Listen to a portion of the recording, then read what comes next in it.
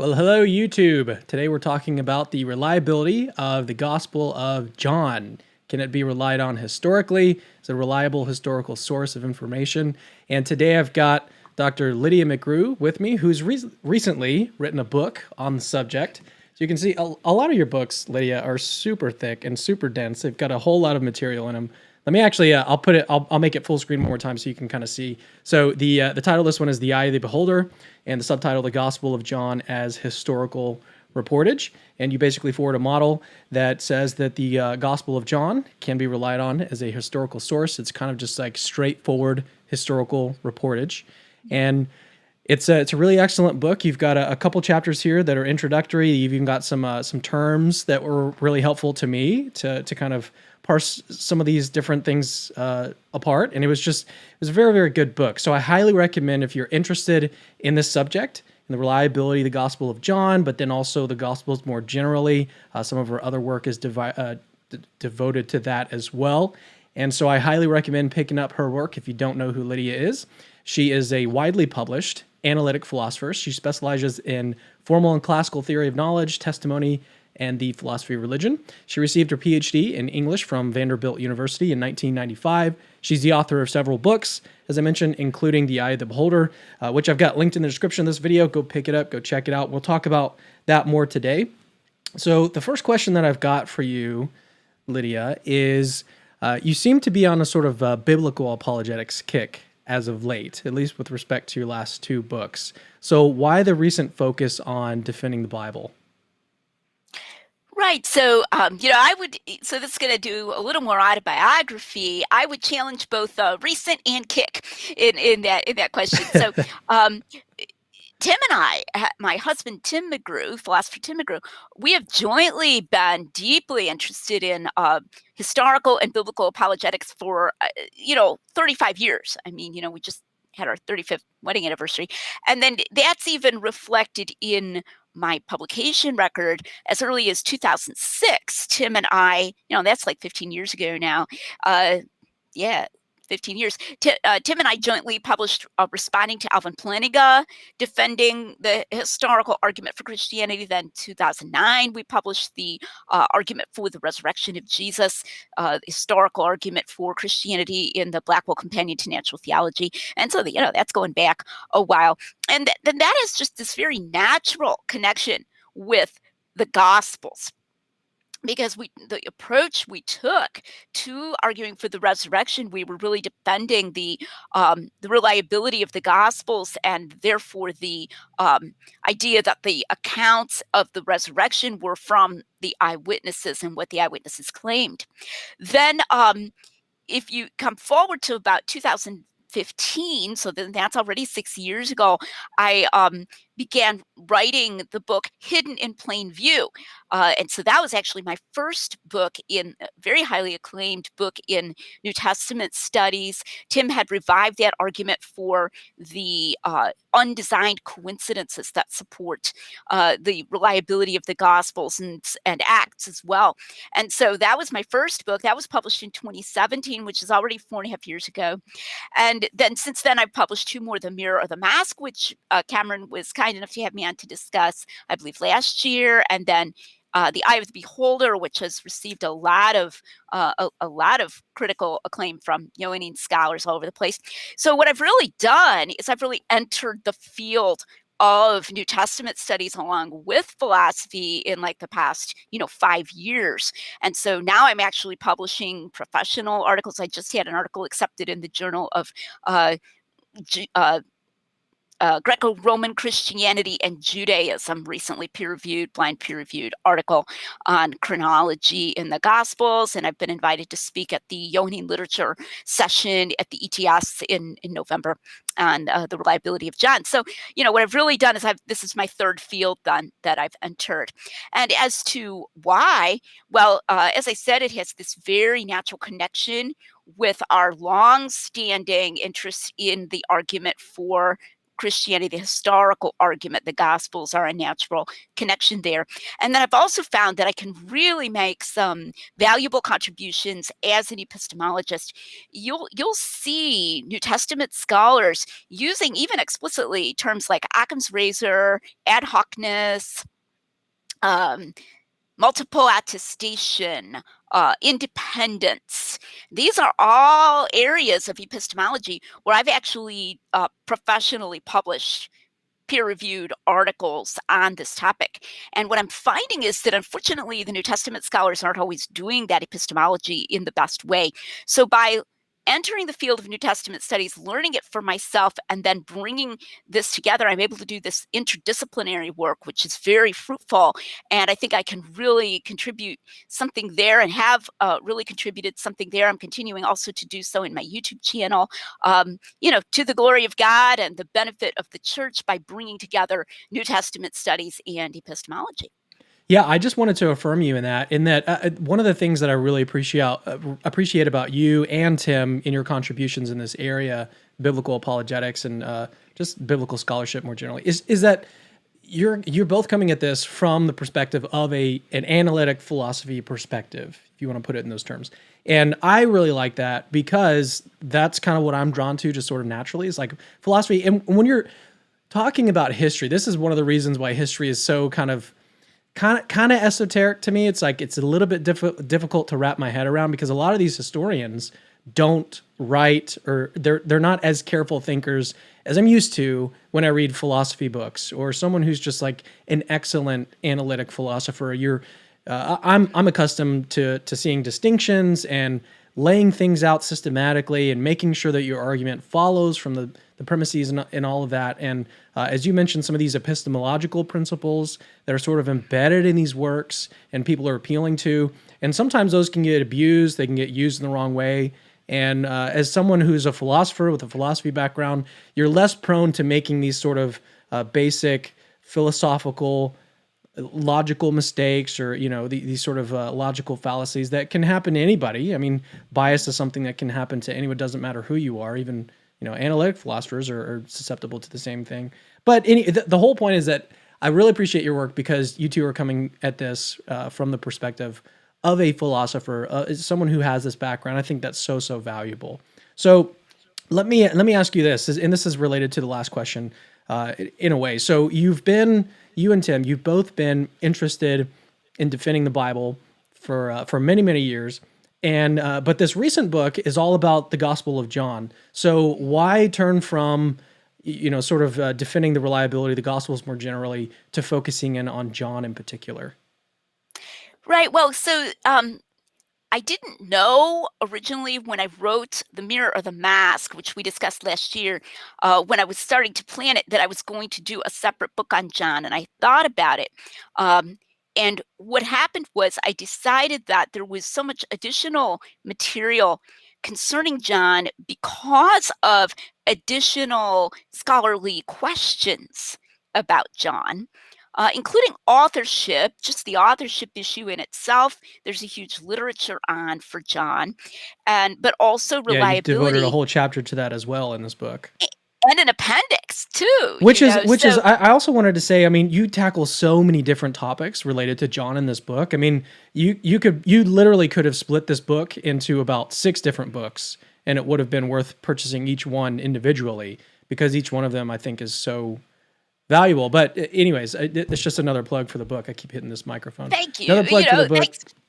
Yeah, pick it up. But, I mean, if you're interested in these its questions own at all. book. Right. That's like, why did it need its own book? I just answered my own because question. John has come, there's been so much additional question raised about John that I said I can't possibly fit all of this into The Mirror of the Mask. I'm going to have to do a companion volume for John. So Yeah, there's a reason why they're called the Synoptics, and why John is not included in that category, that list, because it is different. It's different from the other gospel. Okay, so I want to get to some of the material of the book. So in the second chapter of the book, as I mentioned previously a little bit, you lay out some helpful distinctions, and one of those is the difference between achronology and dyschronology. And so I wanted to give you an opportunity to kind of lay out what that distinction is and how it's important in these types of discussions about John.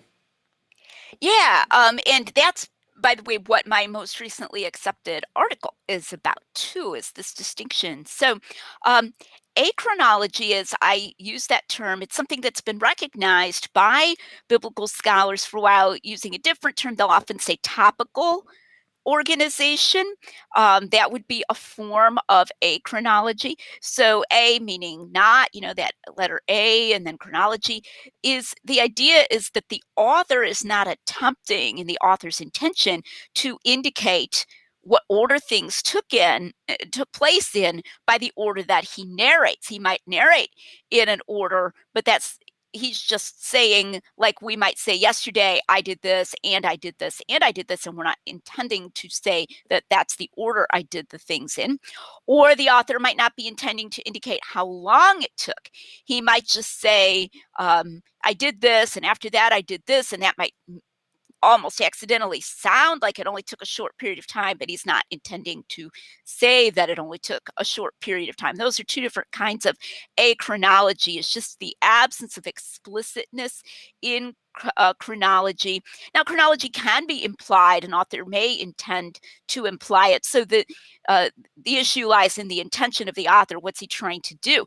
I find that Luke of the Gospels is one of the Gospels that uses achronology quite a bit. So an example of achronology in the temptations in the wilderness would be that Luke narrates them in a different order from Matthew, but Luke just uses this Greek word kai, meaning and, and just and this and that, or de, which is another just like almost untranslatable particle, just but this or and that.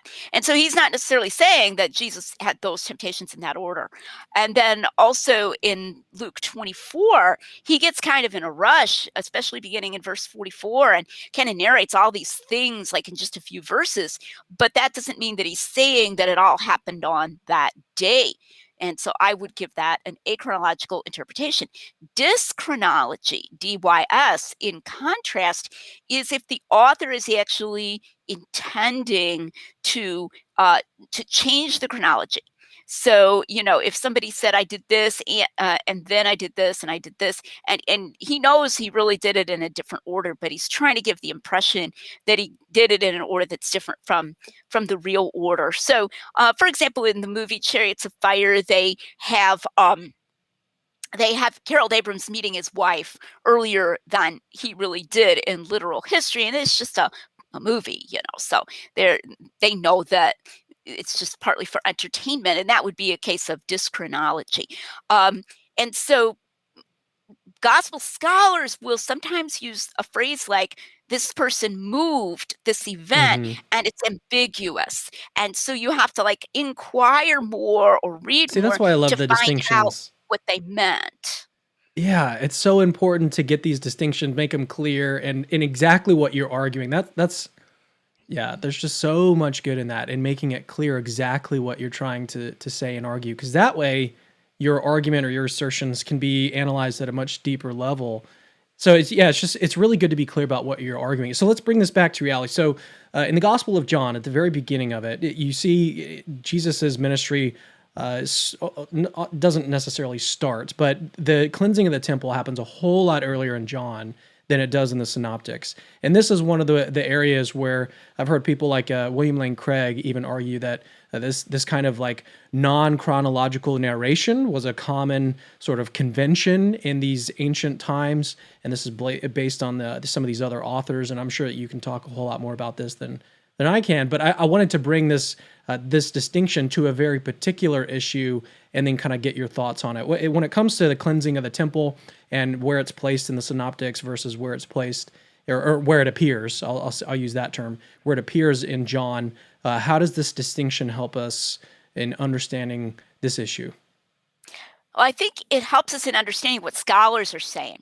So, for example, you just used that phrase non-chronological narration, and that's got that same ambiguity. Does that mean dyschronological or achronological? And so if someone hears Dr. Craig, for example, say that, that John moved it, or non-chronological narration was known, the person, I think a lot of people hear that, they assume that what the speaker, the scholar, the modern scholar means is achronological narration. I've actually clarified this with Dr. William Lane Craig, like explicitly. So he and I had like an exchange of, he did I think it was a podcast, and then the transcript is up on Reasonable Faith, and I did a couple blog posts, and he clarified explicitly he means dyschronological. He actually acknowledged that, and Dr. Craig Keener has also acknowledged to me that he means dyschronological. Dr. Michael Licona also means dyschronological. That, in other words, in what we might call, I'll use this phrase, the story world of John, he's actually making it happen early in Jesus' ministry. The claim is, though he intentionally knew that happened later, so that he moved it in that sense. And I think when people realize that that's what the scholars are saying, that may surprise them. Just the modern audience might have assumed they meant something different. So it helps just to begin with, to be clear what the scholars saying. And then, well, what's the argument? And I think that dyschronological narration is going to have a heavier burden of proof. So this issue of burden of proof, because it's a more complex mental action on the part of John. Like John is saying, okay, I know this happened then, but I'm going to change it. And then usually there's supposed to be like a theological point he was making. So that adds another layer of intention that you have to defend, and so forth. Craig Keener has a theological motive he wants to say John was making, and so forth. So it's a bigger deal in that sense, heavier burden of proof. I don't think that John narrated there either achronologically or dyschronologically. I think there actually were two temple cleansings. And that was what St. Augustine said. He said it was evident. He said we're evident that there were two. And there's a good article by a New Testament scholar, Alan Chappell, arguing for two temple cleansings that I cite in the book. Here's a helpful place. When you hear Craig Blomberg talk about or write about this issue, he'll say that he's kind of balanced, that he thinks there may have been two temple cleansings, but he thinks John might have moved it. But when you read his analysis, it becomes very clear that when Dr. Blomberg says moved it, he means he's thinking maybe he moved it achronologically. And that's what he's taking seriously. He's not really drawn at all to the dyschronological moving. So even for scholars to sort of understand one another, it's good to have this distinction. So I think John places it early in Jesus' ministry very clearly. So I don't think achronological narration works well as an explanation, but I also think the arguments against two temple cleansings are really non-persuasive. And so the prima facie case, I think, turns out to be the truth that Jesus cleansed once at the beginning and once at the end of his ministry. Yeah, and this is also related. We'll talk more about this later to the concept of biblical inerrancy. But we'll get to that later because I want to talk with you a little bit more about that, because I think that even in our email exchanges back and forth, there's some clarifications that can be made there that I think will be really helpful for a lot of folks. So, all right, so let's get to what are some of the reasons why so many biblical scholars think that John can't be relied on as a historical source? What are some of the top reasons? And that's another reason why I think that this book is so worth getting, is because you cover so many of those in this book.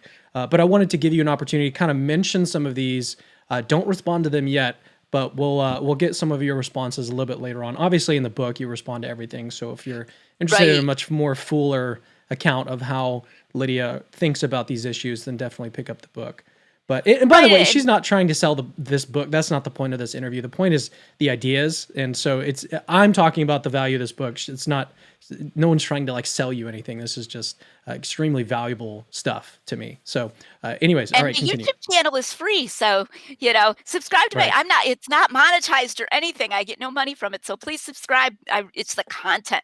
If I'm trying to sell the book at all, it's to get the content out there. So, yeah, and that was something I tried to do in the book. I talk about, I think I may even use the term biggies. What are the biggies, that scholars think are problems. So the one biggie that I spend 3 chapters on, I think my book is unique in this respect. I think it's the only book that spends this much time on this issue, is how Jesus sounds in John. And in several different respects, scholars, including some evangelical scholars, have claimed that Jesus just sounds too different in the Gospel of John from the way that he sounds in the Gospels of Matthew, Mark, and Luke, the Synoptics. And then they will infer from this that this means that at least John has taken what I might call a sort of a loose approach. And so he's elaborated, not that he's put anything in there that he thinks Jesus shouldn't really believe, or that he thinks Jesus didn't really, in some sense, teach, but more putting into Jesus' mouth his own interpretations of what Jesus meant and what he thinks Jesus really believed, and then kind of having Jesus say them as a character in his gospel because of the way that Jesus sounds. So I spent 3 chapters on that. Another is this one we just... Oh, go ahead. Before we move on to another one, do you have like one of these examples off the top of your head of like how Jesus sounds different in John, or at least something that these scholars cite? One would be that the discourses in John, like the places where Jesus is talking more or less uninterrupted for a while, tend to be more connected than they are in the Synoptics. And this is something that I actually think is true. Now, there's something that scholars will say which is false. So for some of these, I'm just saying that's just like a myth. It's like a meme that scholars say, and it's not even really true. But the myth is that he talks for longer uninterrupted in John than in the Synoptics. And actually, by actual verse count, that's not true. Now, the sort of kernel of truth that lies behind that is that he speaks in a more connected way. So in the Synoptics, Jesus is more, it's like choppier. So if you read the Sermon on the Mount or the Sermon on the Plain in Matthew and Luke, it's more like proverbs or aphorisms that, blessed are the poor, for they shall see God. Blessed are they that mourn, for they shall be comforted. It's like these beautifully, short things. And then it's just a long discourse, but the individual portions of it are not heavily connected. In John, when he does speak uninterrupted, he loops back and he repeats himself more, and he'll keep a theme going, and then he'll link that theme into the next theme. So that connectedness is an example of how Jesus sounds different in John. All right, so let's move on to some of the others that you were thinking about citing. Yeah, so some of the other objections would be like when we just talked about the temple cleansing. And so the claim that he moved it in this dyschronological fashion, that it cannot be literally historically true that Jesus cleansed the temple at the beginning of his ministry, if the Synoptics are literally historically true. Then another would be that John allegedly moved the day of Jesus' crucifixion dyschronologically. And then this would also involve his moving the Last Supper. Because, if you move the crucifixion back, you have to move the Last Supper back as well to a different day of the month in the Jewish month. And the claim is to put it on the day when the Passover lambs were slain, rather than the first full day of the Passover, which is the day after the Passover lambs were slain. So that's another objection. Another objection is that Jesus claims to be God in certain explicit ways in the Gospel of John that are not recorded in the Synoptics. I'm putting that way very, very deliberately and kind of setting up my answer later on, but that he claims to be God in these explicit ways that aren't recorded in the Synoptics, and so that's taken to be a problem. Bart Ehrman makes a big deal about this, but less liberal scholars are also impressed by that. Those would be most of what I would call the biggies that I've just listed. There are more, but those would be here would be one more, that Jesus addresses certain themes much more often in the Gospel of John, like the theme of his coming down from heaven or bearing witness, more often than he does in the Synoptic Gospels. Would you also say that a lot of these scholars argue that there's a whole lot more theology in John than there is in the Synoptics? I think that's often connected with some of the others. So like that, the themes one that I just mentioned, that kind of morphs into this idea that John is this more theological gospel. And then the idea that has grown up is that because of John's interest in theology, which of course we can see in sections where it's just the narrator talking, like the beginning of the gospel, then that made him take a looser approach to history, that he was trying to sort of portray more theology in ways that he didn't feel he could do if he stuck to literal history. That's sort of a conclusion that they're drawing from some of these other objections. So let me just let the audience know, we do plan to do some Q&A today. So we're going to talk, Lydia and I are going to talk for probably another 10 minutes or so. But if you have a question that you'd like to send in, please go ahead and start doing that in the live chat. I'll keep an eye on it as I can as the conversation goes on. I've already starred a couple comments that have come in. There's even been a super chat. We'll get to that in just a little bit. So thank you guys for sending in any questions that you've got related to the reliability of the Gospel of John. And with that, let me go ahead and ask, let's do this. So, because I actually had planned to ask you what your responses are to some particular objections, but you just kind of enumerated those just now. So let's just go into, you gave, 4 or 5 different objections to the Gospel of John. Why don't we just work through those and just give me kind of a summary of how you would respond to some of these problems. And then from there, we'll talk about inerrancy for a little bit, and then we'll move to some audience Q&A. Okay. Yeah, and I also want to point out there is a large positive section of the book as well. So, like, my reasons for thinking that John is reliable are not just that I think that these objections can be answered. Like, you answer the objections, and that kind of puts you back to square one, right? Right. But then you also want to have positive evidence, and I've got a large, so it's not entirely a negative book. I have large, kind of a sandwich, like I've got positive evidence and then answers to objections, and then more positive evidence, a couple more chapters of positive evidence at the end, both what's known as external and internal evidence that I think just really argues very strongly for the historical reliability of John as well. Good. Let's do, if you can do it quickly, give me some of your summarized responses to some of these objections, and then maybe give us a taste of the positive case that you make. Yeah, so Jesus sounds so different. So like I said, I have 3 chapters on that, and I already mentioned one of my responses that some of these are actually myths. So, for example, the claim that there are 7 I am discourses. There are not 7 I am discourses. The claim that it's often hard to tell whether Jesus is speaking or whether the narrator is speaking. Like, literally, you have trouble telling. There's literally only one place in the gospel where it kind of bleeds over, and it's like hard to tell where Jesus stops and the narrator starts. It's in John 3, literally one spot. So not many. So sometimes I'm just like debunking these scholarly myths where nobody went back and checked. Sometimes what I'm doing is I'm talking about representativeness, and this is where I think my training as a philosopher is useful. None of the Gospels claims to be giving a statistically representative sample of how Jesus talks. So like John doesn't say, well, if Jesus mentions that he came down from heaven or that he testifies to the truth M times out of N times that he speaks, I'm telling you that that's how often statistically he addressed that topic over the entirety of his ministry whenever he spoke. I mean, it's not saying that. And the same for the Synoptics. So that is an assumption scholars will make, and they'll be like, well, look, he's talking about this so much more often.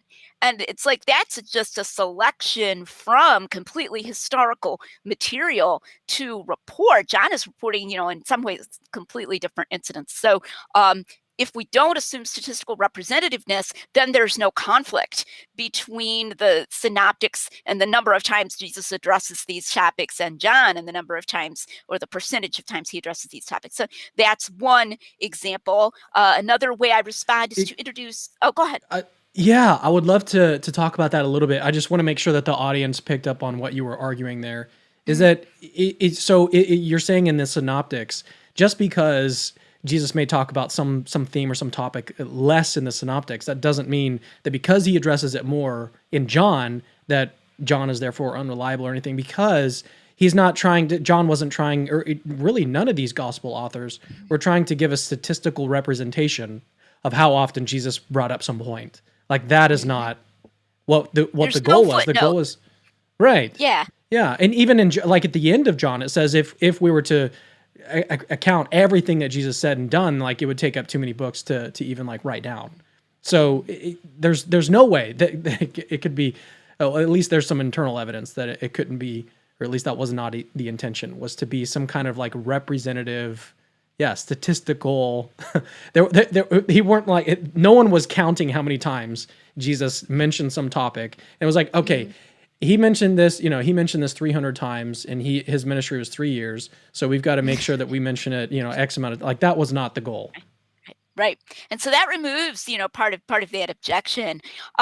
So then let's see. So the objection about the temple cleansing, I already kind of briefly summarized, and I answer the arguments that there couldn't have been two temple cleansings. And that, by the way, is a very robust kind of harmonization and very much compatible if someone is an inerrantist with inerrancy, that, he cleansed the temple twice, and it's just literally true in both of them. And I think that's true.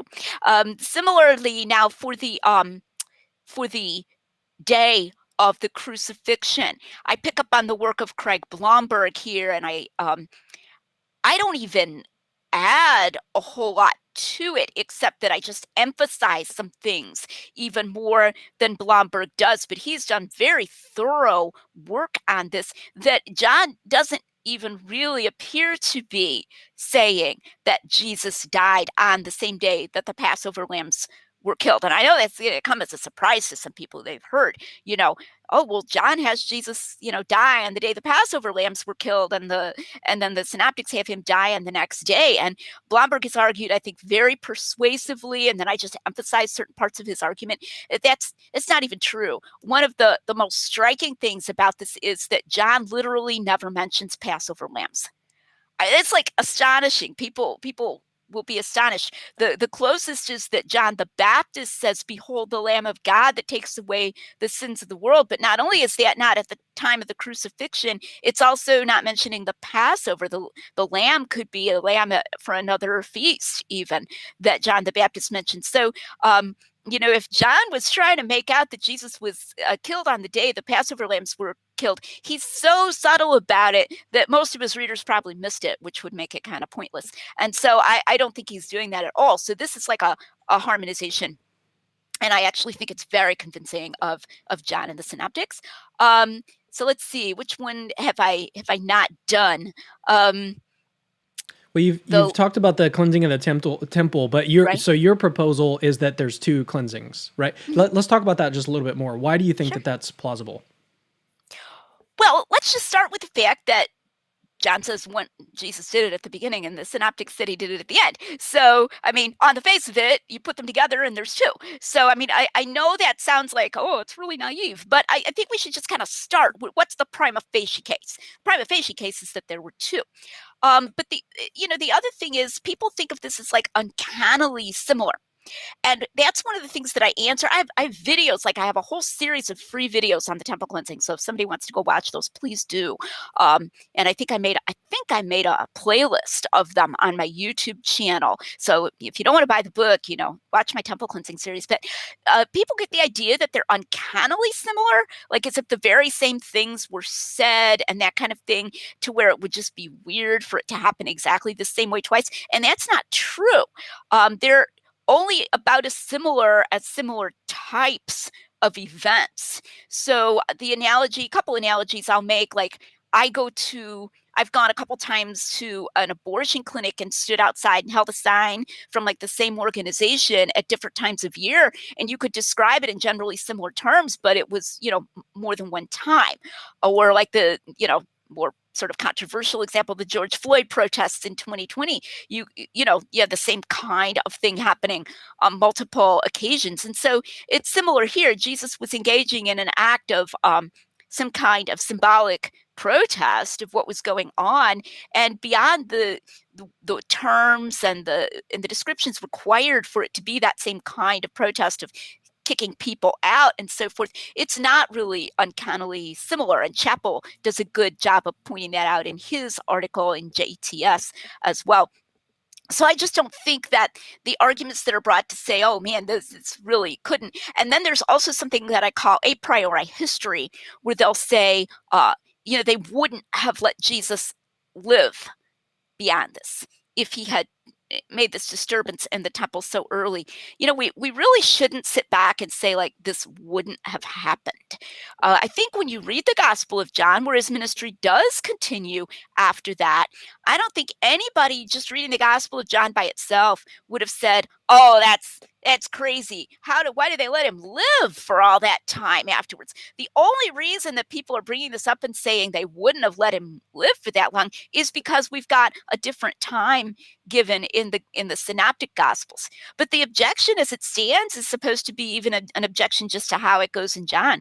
And yet it's very plausible in John. Jesus is just at the beginning. They haven't figured out, exactly where he's coming from yet. And, even malicious religious leaders take a while to decide to cold-bloodedly murder somebody. So they eventually, they decide to do this, but that initial temple cleansing just isn't enough. And then he moves back and forth to Galilee and so forth, comes into Jerusalem, relatively briefly. And one time they even do try to arrest him and the officers don't arrest him. I mean, it's a very plausible narrative as John gives it. So I don't think that a priori history argument works either. So I just answer these objections.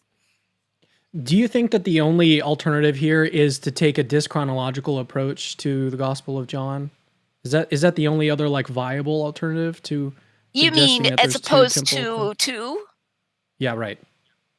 Yeah, well, you could say, I mean, if someone's not an inerrantist, but I would not say this. I think he cleansed it twice. I think John is right.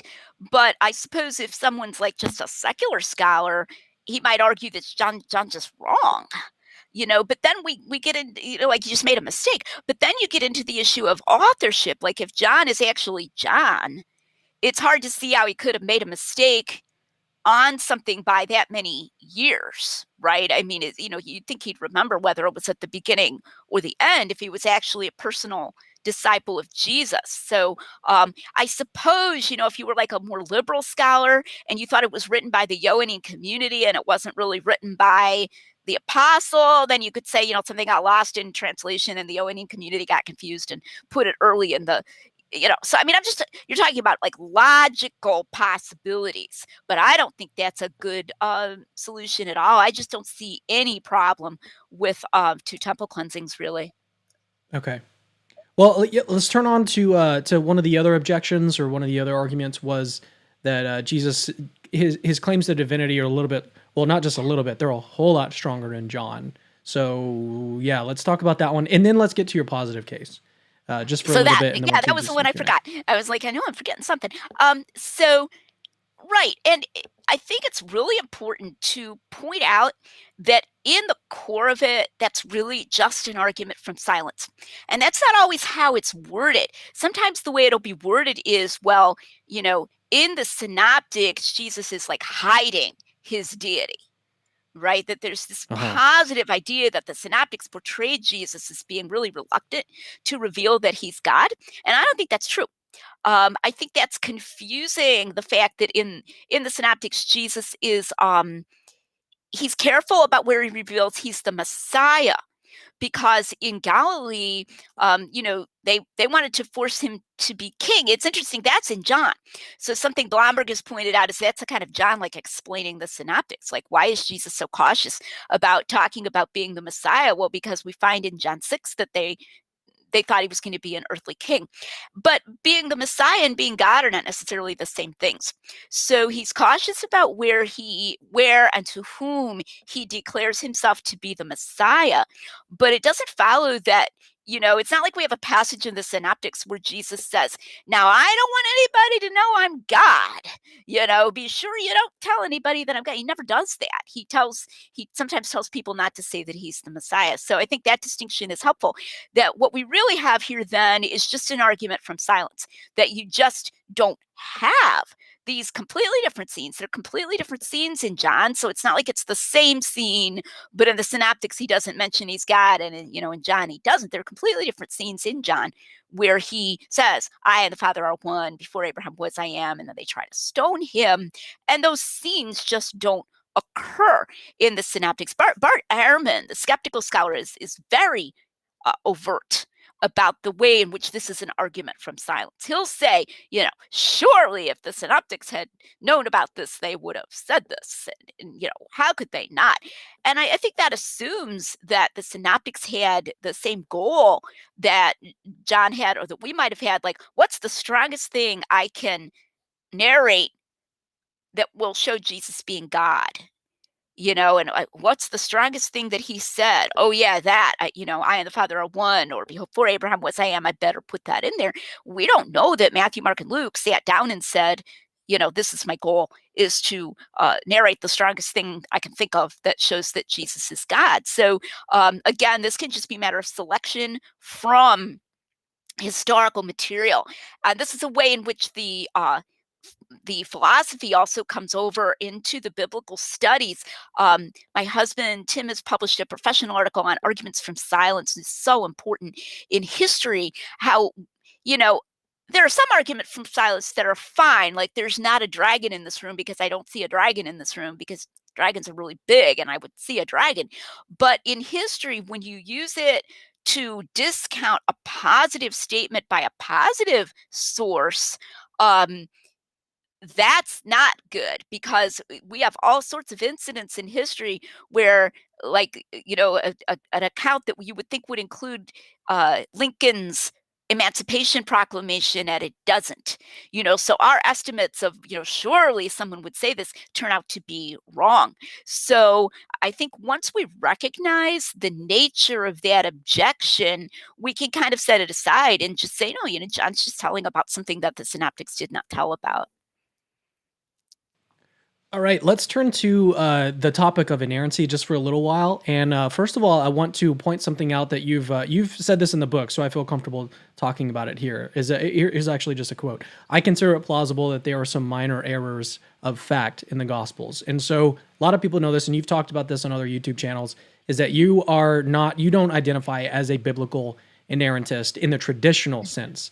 That's another thing that we talked about, is that there's a couple different ways that biblical inerrancy is kind of used in the different versions that people espouse. So anyway, so let's talk about your views of inerrancy. Why aren't you a biblical inerrantist in the first place? And then second, I want to talk about how biblical inerrancy might interact or inform some of the views that people take with respect to the Gospel of John or the Gospels more broadly. So, like, when it comes to someone who is inclined to, say, harmonize the Gospels when it comes to the temple cleansings, in your case, I think that you would agree. Would you agree with this, Lydia, that you're harmonizing the Gospels? Yeah, definitely, absolutely. Okay, yeah. Okay. So I just want to make sure I'm not putting words in your mouth. I'm very pro harmonization. Pro harmonization. So and so some people though are not, at least with respect to the temple cleansing, they're not pro-harmonization. They'll go a different route, say the dyschronology route, with someone like William Lane Craig or Mike Licona. A lot of these other guys will go the dyschronology route, yet they still maintain a version of biblical inerrancy. So let's go back to the first question. The first question is just, why do you reject biblical inerrancy in the first place? And then let's talk about how that interacts with some of these concepts. Okay, so and one thing I want to just say up front is that nothing in my defense of the reliability of the Gospel of John depends on my not being an inerrantist. In other words, it's not like everything that I think and everything I believe is central or a premise or something in my argument for John's reliability. And I think that's part of why so many inerrantists are excited about this book. So, and my other book too, The Mirror, the Mask, and Hidden in Plain View. So as far as why, mention some of these people, because in email you mentioned, what was it, J.P. Moreland? Who else is they're inerrantists? But they also endorse the approach that you're taking. What we call, so the old-fashioned inerrant, the harmonizing inerrantists, if you want to use that word, Chicago statement inerrantists, you might call them. Okay, so J.P. Moreland, John Warwick Montgomery. I mean, rampaging old-fashioned inerrantist. And some of these did not get a chance to endorse the book before it came out and have endorsed my work since then. Douglas Bookman, some people have heard of him. He's a strong inerrantist, wrote a really strong endorsement. Randy Leedy, used to teach at Bob Jones. He wrote an endorsement of The Eye of the Beholder, and he even mentions that I'm not an inerrantist. And he's like, oh, that's a shame, but this is a great book, let's see. Thomas Schreiner is a pretty well-known name. I'm trying to pick names that, people will know. Peter J. Williams, Pierre Constant. It's safe to say there's a lot of inerrantists who are also endorsers of your book and your work and your view. Yeah. I'll stop, but a lot. Yeah. Yeah. So it's not the case. It's not the case that your views of inerrancy are what's committing you to your view. I think that's right. Kind of safe to say. Okay. Yeah. So why am I not an inerrantist? Well, because there just are places where I'm not satisfied with any of the available harmonizations. And so what a traditional inerrantist will do at that point, if he's not satisfied, is that he'll hold out. He'll say, the traditional inerrantist will say, well, I guess there's just something we haven't thought of yet. Some, there's some possible way to harmonize. But I don't know what it is. I don't know it. We might call it a hidden variable theory, as it were. A factor, an unknown factor, just something about the situation that we don't know. And so I never was, even when I was an inerrantist, I was never an a priori inerrantist where it was it has to be inerrant. For a priori, it was always sort of more of an inductive inerrancy. That term, I think people are familiar with, inductive inerrantist. And so because of that, then as I delved into this and I found more, I found various places where I was I just don't, it just doesn't seem to me that those can be harmonized. And I'm like, well, as a historian and as a person who's not a priori committed to inerrancy, probably the most probable conclusion, the conclusion that I ought to draw, is that somebody probably made a minor error here. And sometimes I think I can even see how that would have happened, how it could have happened that someone got that wrong. And you'll notice that with the temple cleansing, one of the points I brought up is that if John was really John, it's really difficult to see how he could have made an error. So it's a relevant consideration. So I want to make a couple points. So first point is that to me just sounds so honest and not only honest, but also modest, because you're not saying that everything is inerrant or that there's definitely a way to harmonize all of these different verses and these potential, conflicts in the Gospels and the different things that are said. So I think it's a very modest approach. It's a very humble approach, very honest approach. But I also want to emphasize the fact that just because you don't think the Bible is completely 100% inerrant doesn't mean that Christianity is false. It's not implied at all. There's nothing in the Bible that affirms biblical inerrancy. It's kind of like a doctrine that humans have almost invented, that you've got to be a biblical inerrantist in order to be a Christian. That is not taught in the Bible. I agree with you. That's a controversial statement, that what you just said about it not being in the Bible. There are verses, though, that would be brought up, and people have brought those verses to me, and I've said, not clear to me that verse is actually affirming that, but that's fair. There are verses that could be read that way. Yeah, that's fair. Well, I just wanted to point out that there's a lot of people that I respect that think there's a whole lot of wiggle room here when it comes to biblical inerrancy and whether or not Christianity is true. I think there's a whole lot of wiggle room here. Would you agree with that at least? I would certainly agree that there's no tendency to show Christianity to be false. If you're not an inerrantist, I do really strongly urge people to just kind of own their non-inerrancy, though. And it's part of what I'm doing. And it's part of why I get along so well with the old-fashioned inerrantists. They kind of like the fact that I do that. Okay, so let's turn now to how inerrancy sort of interacts with some of the stuff that we've been talking about today. So some people will say that in order to maintain inerrancy, and when you're not convinced of something like some harmonization, the example I keep going back to is the temple cleansing. So if you're not convinced of the harmonization that there's been 2 temple cleansings between the Synoptics and John, then it seems to me like that would lead some people to the dyschronology view, and then they want to go from that to say, well, even if we accept dyschronology in the case of John, that is not in conflict with biblical inerrancy.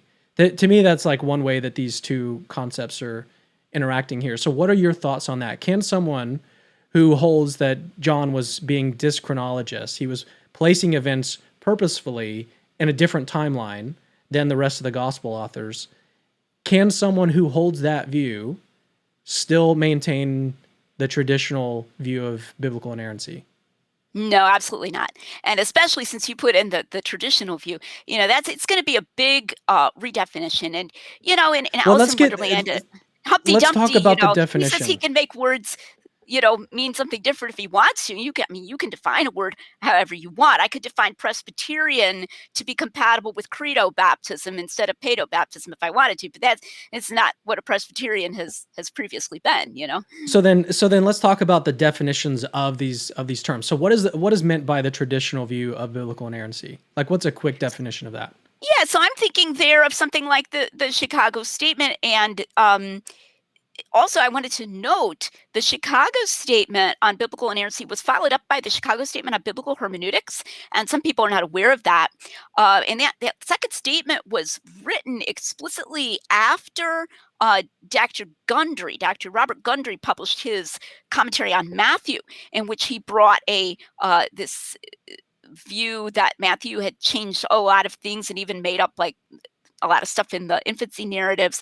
And then he tried to say that because of the genre, then that was compatible with inerrancy. So the Chicago Statement on biblical hermeneutics was sort of meant to interpret the Chicago Statement on biblical inerrancy, and to say, you can't just use genre in such a broad way because the Gospels really strongly present themselves as historical. And I think we can see this. I mean, examples would be like Luke's preface to Theophilus, or John saying he that saw the spare record and his record is true, and that kind of thing, that they're presenting it as historical. So when something is so strongly presented as historical and there's no indication in the text that something is not historical, or even that this incident is not historical, like a parable, Jesus spoke this parable, well, that's like a tag, indicates that part is just a story Jesus is telling.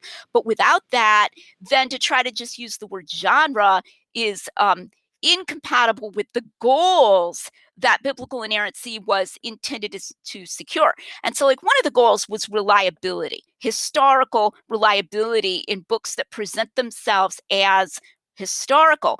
And so it's kind of ironic that when you have these changes, these alleged compositional devices, as they're called, and they're invisible, and so you don't know where they could be occurring. In fact, even the original audience couldn't tell where they were occurring and pick them out. It's not like there's a decoder ring or something that lets you decode where these are and where these aren't. I think it can be argued, and I argued this in The Mirror or the Mask that we discussed last year, this is very strongly against reliability. So even if you accept it, then it's just like with a movie based on true events, we don't consider that to be a reliable original source. It's just sort of more entertaining because we don't know where they might have changed something. So it would be a great irony, and it seemed to the authors of the Chicago Statement on Biblical Hermeneutics, it would be a great irony if someone said, I'm an inerrantist, and then he's putting forward a view that doesn't even retain reliability in a literal sense. That would be a very bizarre kind of inerrancy. So you've just really strongly changed that meaning of that word. So that's kind of what I mean about the traditional view. It almost seems, I hope this isn't too controversial. You pointed out a couple times where I've been saying stuff that's controversial. But would you agree with this? So someone, I'll mention him again because I'm most familiar with his work, Dr. William Lane Craig. I've gone through his whole Defender series, and I know how he defines biblical inerrancy. He defines it this way: is that the Bible is true in all that it affirms or teaches. So that's just a really straightforward way of putting it. That's sort of his summary of the Chicago Statement.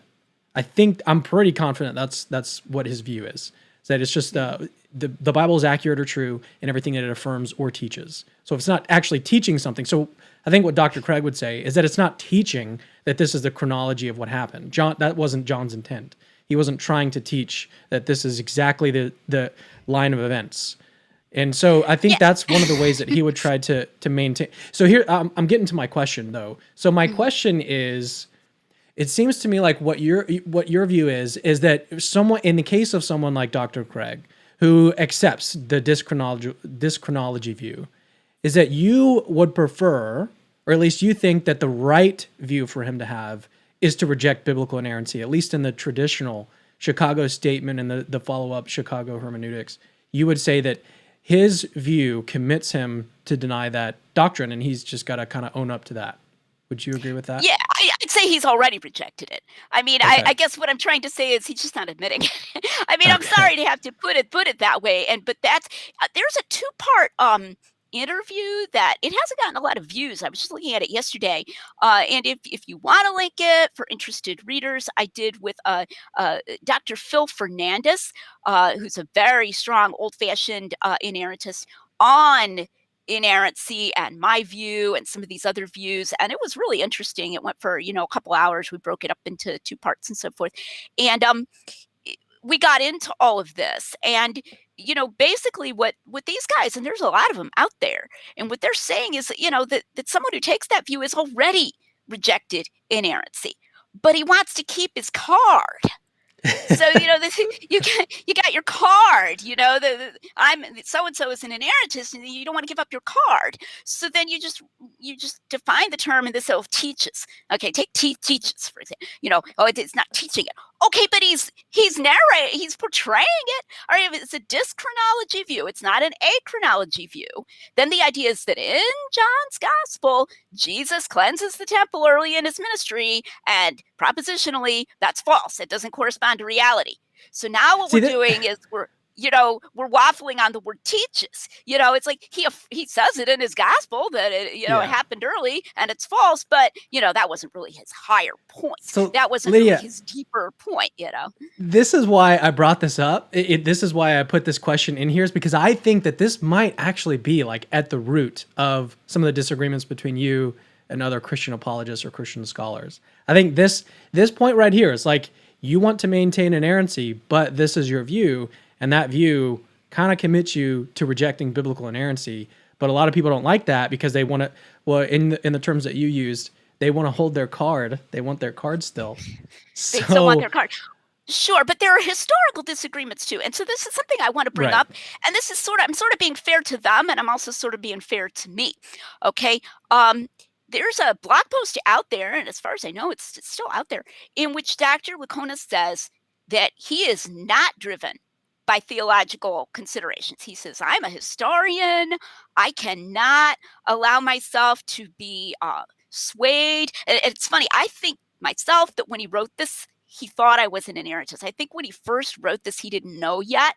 Now, I could be wrong. That's a conjecture, okay? But I think maybe he thought that I was Norm Geisler and that I was an inerrantist. And even though Dr. Geisler and I would kind of agree on the definition of inerrancy, I'm just not an inerrantist, and, he was. So Dr. Licona says that he's being driven by historical arguments and evidence, not by theological pre-assumptions. And so I think he would say, look, I'm not saying there are these compositional devices just because I want to hold on to my inerrancy card. I'm saying it because I think that's what the evidence shows. And so then I, Lydia, am denying it, not just because I want to play, gotcha, hey, you guys aren't really,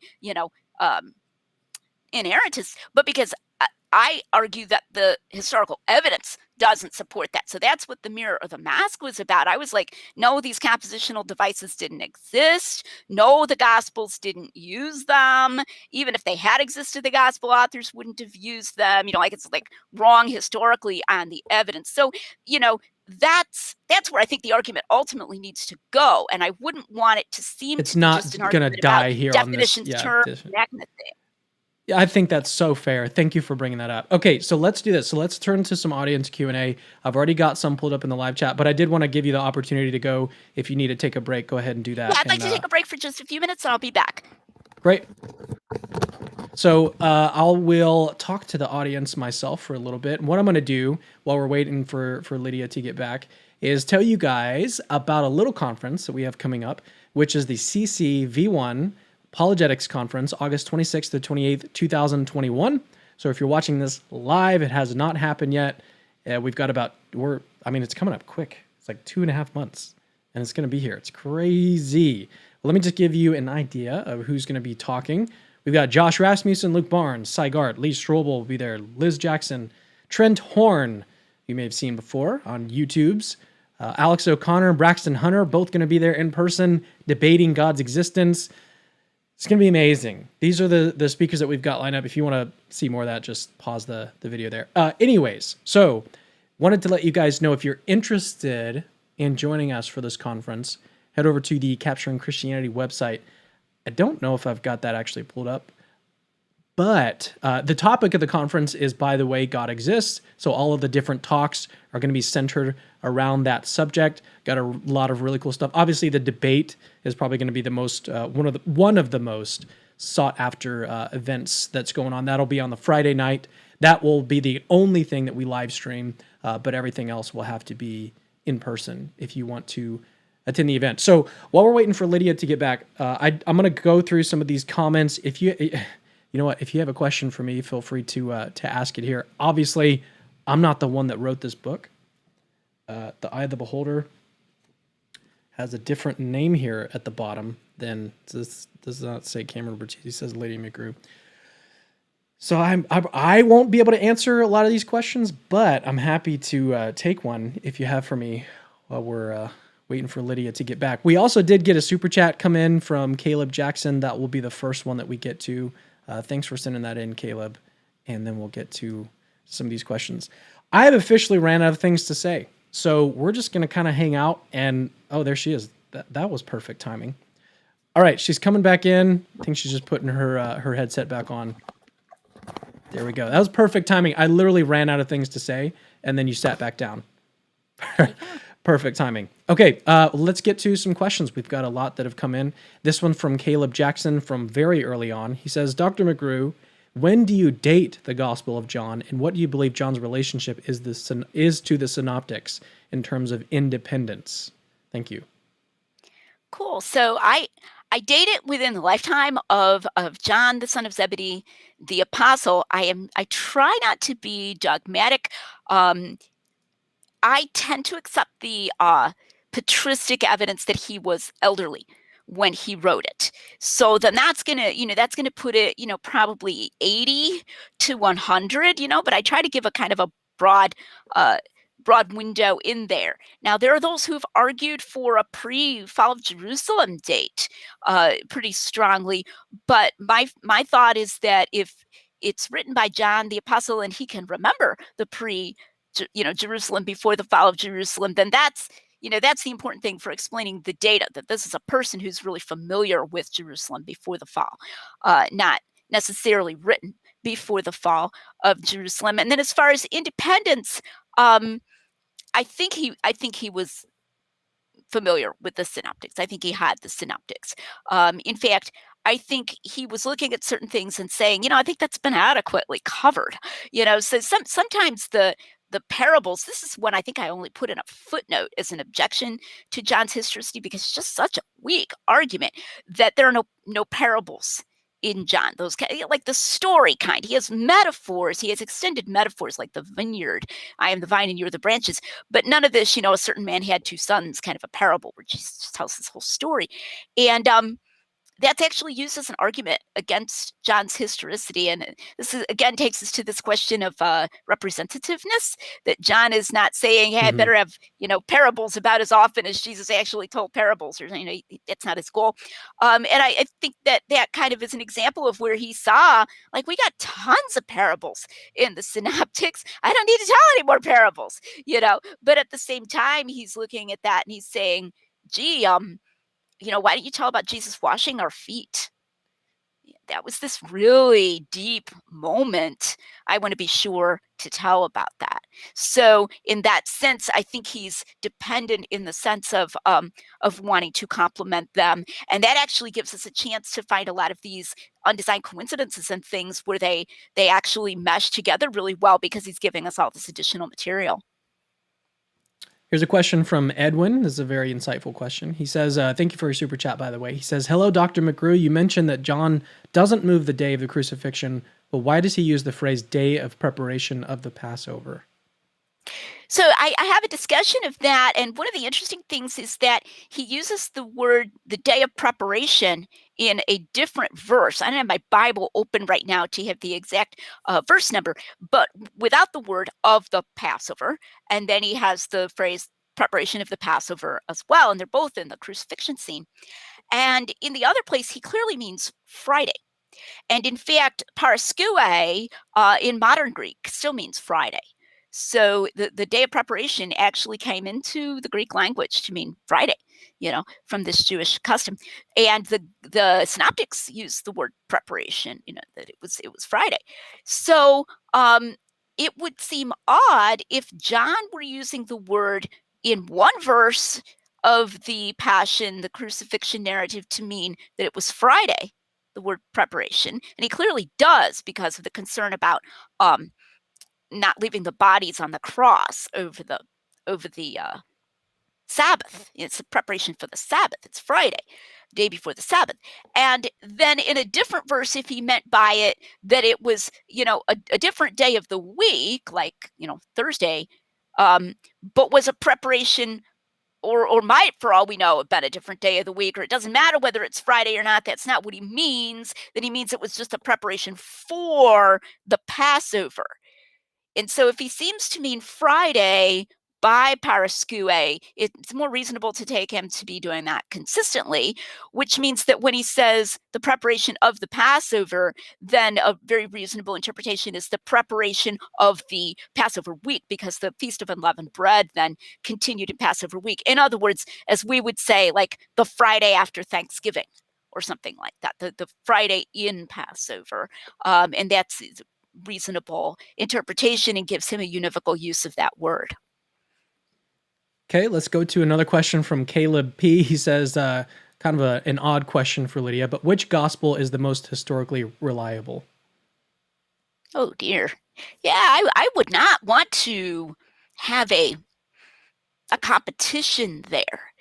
So I think they're all really, highly historically reliable. I think maybe the way I'll take that question instead is to talk about which one gives us the most fresh information, so then that's going to be John, precisely because he's complementing the Synoptics. There's some kind of dependence among the Synoptics, and it's a whole complicated question. What is the nature of that dependence? But what that means is that you're not getting as much new information from each synoptic gospel as compared with the others, whereas John's giving us all of this additional stuff. The other thing about John is that he's so interested in location. I have a section in one of my chapters, location, location, location, like the realtor's slogan, that whenever John tells about where Jesus is, he doesn't just say like a certain village. That's a phrase you'll find in Luke, a certain village. And Luke didn't know what village it was, so he's not going to say if he doesn't know, But with John, it's Bethany, and he'll even tell you Bethany is 15 furlongs from Jerusalem, and Bethany turns out 15 furlongs from Jerusalem. And, it's not just in Jerusalem, it's by the sheep gate or Solomon's porch. So John has a love of precision and almost going into an unnecessary degree of precision that not all of the Gospels share as much. And that's why I think it's kind of funny to see scholars saying that John sacrifices precision, or John is not as interested in historical precision. John is like overwhelmingly interested in historical precision. It's just, we've all known people like this, right? They like to give facts, and we're not even necessarily asking for all of those little details, but John likes to give them. Here's a question from Double Bass. He says, is it true that Jesus did not write any of the Bible? That is true. We have many of his recorded teachings. So his disciples wrote portions of the Bible, and then they're recording what he taught. Yeah. What would you say is the kind of like assumption behind this question? Because I mean, on the face of it, there's no contradiction between the Gospels being historically reliable and Jesus not having written any of the Gospels. So I would just be guessing. I don't want to, insult the person who turned in the question. I might wonder if it's coming from a Christ myther perspective, possibly. That's just a guess. Please don't be, offended. But that, the fact that Paul wrote portions of the New Testament is often taken to, okay, we know Paul existed, but, we don't have anything that Jesus actually wrote. That might be something that a mythicist would argue, but that could be completely wrong. All right, here's a question from David Darden. How confident can we be that the conversations recorded in John are presented in the original words spoken? So I think we need to be careful about how we answer that. Obviously, Jesus didn't speak English, so people are going to make fun of that. Oh, he didn't speak King James English or something. But also, furthermore, there's a controversy in biblical scholarship about how much Greek he spoke, whether he spoke Greek, how often, and to whom he spoke Greek. Stanley Porter, who's a famous scholar and not I think probably not even as conservative as I am. I could be wrong about that, but who endorsed my book. He's a really, really well-known Joannian scholar. He argues that Jesus not only spoke Greek, but that he taught in Greek, and he taught his disciples in Greek. Peter J. Williams has argued that the Sermon on the Mount may have been delivered in Greek. But then there are other scholars who would say that he most often talked Aramaic. So the Gospels are written in Greek, the Gospels that we have. So if even some of the time Jesus was speaking Aramaic, then they had to translate into Greek from Aramaic. So that's at a minimum. But more than that, memory is naturally somewhat paraphrastic. And so you're naturally going to paraphrase somewhat when you're remembering what someone said, especially, if you don't have a tape recorder or something like that to record it. Now, unfortunately, some scholars will take this concept of paraphrase and they'll make it so elastic that it can include what I spoke of earlier as elaboration, where the author is kind of taking his own interpretations and putting them into Jesus' mouth. That's not what I mean by paraphrase, but I just mean something like, trying to remember how often did Jesus repeat himself in this discourse. John may remember he repeated several times about abiding in him, or you need to abide in me, and maybe he puts it in 3 times that he said it, and he really only repeated it 2 times or something like that. Or at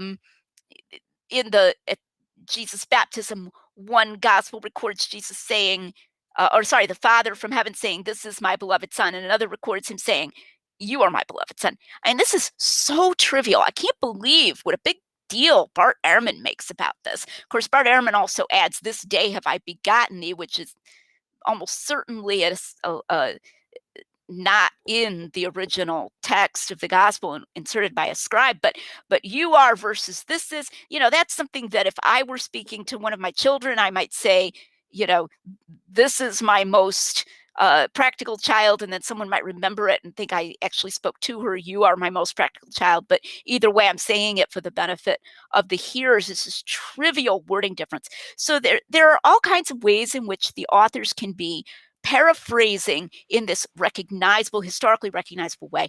And I believe that we can be quite confident that what we have in the Gospels is a recognizable representation. So if you'd been there, you spoke the relevant languages, you could recognize, the incident, like this is where Jesus is talking to the crowd, that's in John 12 or whatever, and this is where he says this, and it just might be somewhat different words, but very recognizably historical. All right, let's get to just a couple more questions and we're going to close out the interview today. This one from earlier on in the stream from Pakistan is Stronger Than America. he or she, the Gospel of John is unlike the other Gospels, which means it was fabricated. Thus, Islam is true. Well, there's several jumps in the reasoning there that I'm seeing. For example, even if the gospel was fabricated, it doesn't mean Islam is true. That for one thing. But I've actually addressed that quite a bit about John being unlike the other gospels and the ways in which he was not claiming to be, statistically representative. He was trying to narrate things that had not already been covered. And another thing, I'll just take an opportunity to throw this in here about Jesus sounding different. One thing I do on a number of pages is that I note sayings in the Synoptics that are actually paralleled in John, but in different contexts. And it's really cool. It's something that I don't know of any other modern book that does. I got it from an older book, but like, ask and it shall be given to you in the Sermon on the Mount. And in the farewell discourse, he says, ask and you shall receive. And it's like a completely different context. And I think scholars need to recognize that that really disconfirms their complaint that Jesus there's nothing in John that sounds like the Synoptics. It looks like he repeated himself. This was a kind of saying he said. And I have a bunch of those sayings. So I'll just leave you with that one example that actually are in the Gospel of John in similar language or similar concepts, but in a different context. And I don't think that means John moved it. I think it's just the same guy. It's the same Jesus. And these are the kinds of things he said. And so the unlikeness can be exaggerated as well. All right, so 2 more questions, and the second one is going to be the perfect question, I think, to kind of close this out. So let's get to the first one. This one from Computer Theist. I said that backwards at first. What does Dr. McGrew think of the passage of the woman caught in adultery? Does it being added later do any damage to the Gospels? Okay, so the pericope adultery, very interesting example. I would take it that it was not in the original manuscript of John, and that's what we call lower criticism, textual criticism, whereas what I've been pushing back on would be what I would call higher criticism, which is, it's not like some cut and dried textual matter. Mm-hmm. So I would say the evidence is pretty strong, and this is an unusual case where an entire incident was not in the autograph, the original manuscript of John. On the other hand, it does show up very early. I think it's in Tatian's Diatessaron, if I'm not mistaken, which is really striking. Like he was aware of this, and that's early 2nd century. So I think it's actually probably a historical incident. So it's kind of cool to think of the fact that something can be non-canonical in the sense that it wasn't part of the original manuscript and yet actually be something that really happened. And this would have been an actual, a genuine oral tradition. Some scribes even put it in Luke. And I haven't investigated the Greek, but I've read that the Greek is somewhat more similar to the Greek of Luke. It's even possible that it was something that John told that Luke wrote down and it didn't, make it into Luke's gospel either. I mean, that's all conjecture. It's very much in keeping with Jesus' personality as we find him to be elsewhere. So I think it's a thing that happened. And I would also say the fact that we can tell in a pretty clear way, but that it's also one of a very limited number of such cases where we can tell that a passage was not part of the original. It kind of shows that the system is working.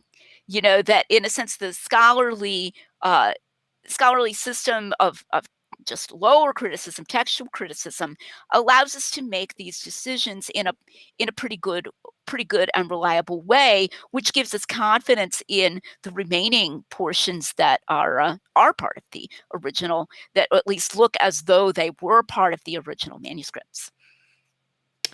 Okay, so here is our last question. As I said, this is going to be a great one to end it on. This one from Mintat1231. Would Dr. McGrew suggest starting with The Mask or the Mirror for someone who's interested in a first book on the historicity of the Gospels / Acts? Yeah, so it really depends on your interests and where you are coming from and what your sort of level of interested to delve in, really deeply is. I would tend to suggest, if you're really just starting out, that you start with Hidden in Plain View. Hidden in Plain View was my first, and maybe Cameron can put a link to that and to the Mirror of the Mask. We've talked about all three of them a bit here in the show notes. It was my first book in biblical scholarship, and you were noting the thickness. Hidden in Plain View is not as thick as the other two. Yeah, and it's I'd say it's very lay friendly. I try to make them all lay friendly, like by having these summaries at the ends of chapters and stuff. But we've also done an interview on that, so I can refer people to that as well. Yeah. Done an interview on all three of them. So I would maybe suggest starting there. And then I have a discussion at the beginning of The Eye of the Beholder about whether you need to read The Mirror or the Mask before reading The Eye of the Beholder. So in a way, they were conceived of as companion volumes. And as I said earlier, it was sort of like, oh, I guess I really can't deal with all of these issues in Johannine scholarship in the same book, so I need a different book.